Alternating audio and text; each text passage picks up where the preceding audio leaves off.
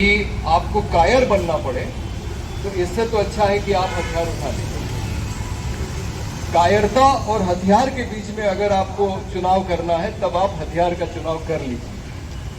तो उस हिसाब से देखा जाए तो जो खालिद मिशाल ने कहा और जो अभी हमास ने किया है, हमास की सरकार ने, हाँ उसमें हिजबुल्लाह का एक हिजबुल्लाह की भूमिका ज़रूर है।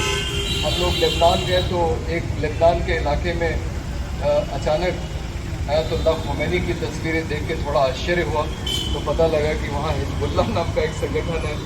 और लेबनान के एक पूर्व प्रधानमंत्री सलीम हौस ने कहा कि हमारी जो सेना है वो तो ट्रैफिक पुलिस का काम करती है। जो लेबनान की सेना है वो बोले वो तो ट्रैफिक पुलिस का काम करता है, हमारी सुरक्षा तो हिजबुल्लाह ही करता है। हिजबुल्लाह एक मिलिटेंट ऑर्गेनाइजेशन है जो ईरान जिसको सपोर्ट करता है। और पूरे फिलिस्तीन और इजराइल के संघर्ष के इतिहास में सिर्फ एक बार जब इजराइल की सेना को पीछे ढकेला गया है तो वो हिजबुल्लाह ने लेबनान के अंदर किया। इसके अलावा और कोई ऐसा मौका नहीं रहा है जब इजराइल हावी न रहा। तो हिजबुल्लाह की एक भूमिका है, लेकिन ये संघर्ष फिलिस्तीनियों का अपने अस्तित्व को बचाने के लिए है। इसलिए ये बहुत साफ है कि हमको किसके साथ खड़े रहना है। और नरेंद्र मोदी ने अपने पूरे 9 साल के कार्यकाल में अगर कोई एक काम सही किया था तो एक बार वो गया था जब इजराइल, तो वो महमूद अब्बास से मिलने गया था वेस्ट बैंक में, और तब इजराइल के जहाज, उसके जहाज के दोनों तरफ से वो उस पर निगरानी रख रहे थे कि ये करने क्या जा रहा है। लेकिन अब तो खैर उन्होंने खुल के कह दिया है कि वो इजराइल के साथ है। तो जब वो इजराइल के साथ रहेंगे तो हम लोगों को तो फिलिस्तीन का ही साथ देना पड़ेगा, है ना। तो मैं सिर्फ ये कहना चाह रहा था कि ये जो लड़ाई हम लोग की है, ये कई साथियों ने कहा कि ये अगले साल चुनाव है और ये हम सबको मालूम है कि हमारी पीड़ा का अंत तब तक नहीं होगा जब तक ये सरकार बदलेगी। ये सबको एहसास है, सब लोग अपनी तैयारी कर रहे हैं, हम लोग इंडिया अलायंस के साथ खड़े हैं। लेकिन एक मेरा प्रस्ताव ये है, और मेरे प्रस्ताव से पंकज जी भी समर्थित हैं जिनके साथ मैं आ रहा था आज सुबह, कि बनारस से इंडिया अलायंस की तरफ से प्रोफेसर आनंद कुमार नरेंद्र मोदी के खिलाफ चुनाव लड़ेंगे। अगर इंडिया अलायंस मान जाए, अगर इंडिया अलायंस नहीं मानेगा तो ठीक है, हम वापस ले लेंगे अपना नाम।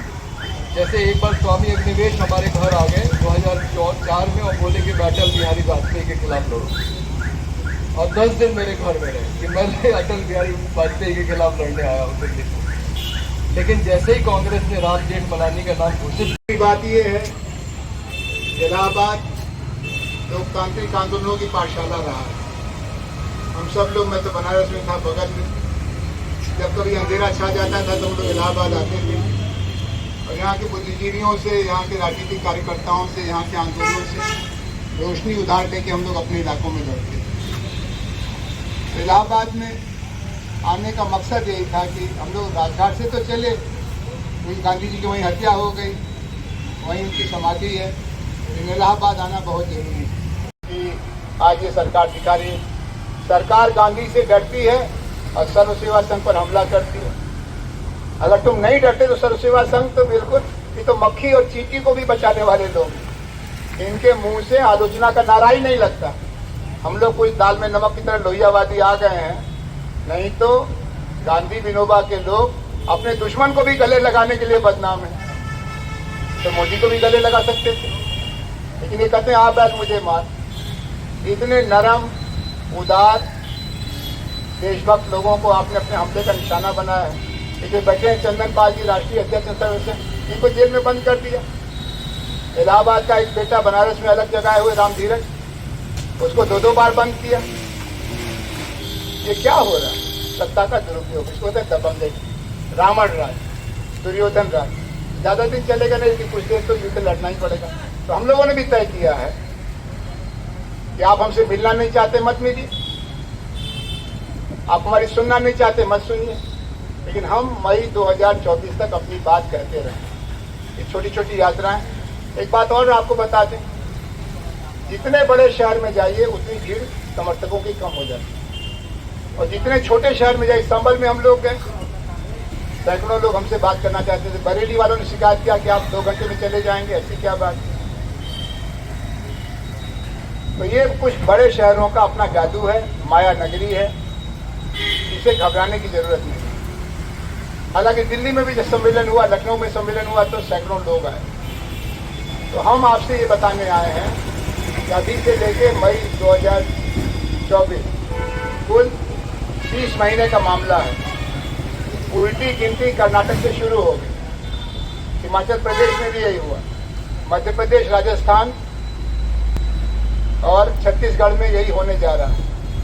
वो कहते हैं मध्य प्रदेश के बारे में, आपके बगल में से शुरू हो जाता है मध्य प्रदेश, तो वहाँ कांग्रेसियों को खाली एक होने की जरूरत है, क्योंकि वहाँ पर 3 पार्टियां चुनाव लड़ेंगी। एक है शिवराज भाजपा, शिवराज चौहान की 15 साल से नहीं मिले हैं और प्रधानमंत्री होने का सपना देखते हैं। दूसरी है महाराज भाजपा, ज्योतिरादित्य सिंधिया कहते हैं कि हम तो वहाँ ठीक ही ठाक बैठे हुए थे, हम तो आए मुख्यमंत्री बनने के लिए, हमको मुख्यमंत्री का चेहरा बना, तो ज्योतिरादित्य के लोग लड़ेंगे। और तीसरी है नाराज भाजपा। 3 पार्टियां चुनाव लड़ेंगी, तो भारतीय जनता पार्टी के इस 3 टुकड़ों वाले, 3 सिर वाले राक्षस को पराजित करने के लिए कांग्रेसियों को एकता और सक्रियता, 2 चीज़ों की जरूरत है। अब कांग्रेसियों की चले गए हमारे पुराने दोस्त और नेता, अनुग्रह, उनको देख के बड़ी चिंता हो, उतना मजबूत सेनापति इतना बीमार हो गया है। लेकिन अनुग्रह जैसे कांग्रेसी अगर सब हो जाएं, सक्रिय और सूझबूझ वाले, संवाद वाले, तो कांग्रेस की पुरानी साख लौट आए। तो हम लोगों के लिए बड़ा जरूरी है उनके 100 गुनाहों को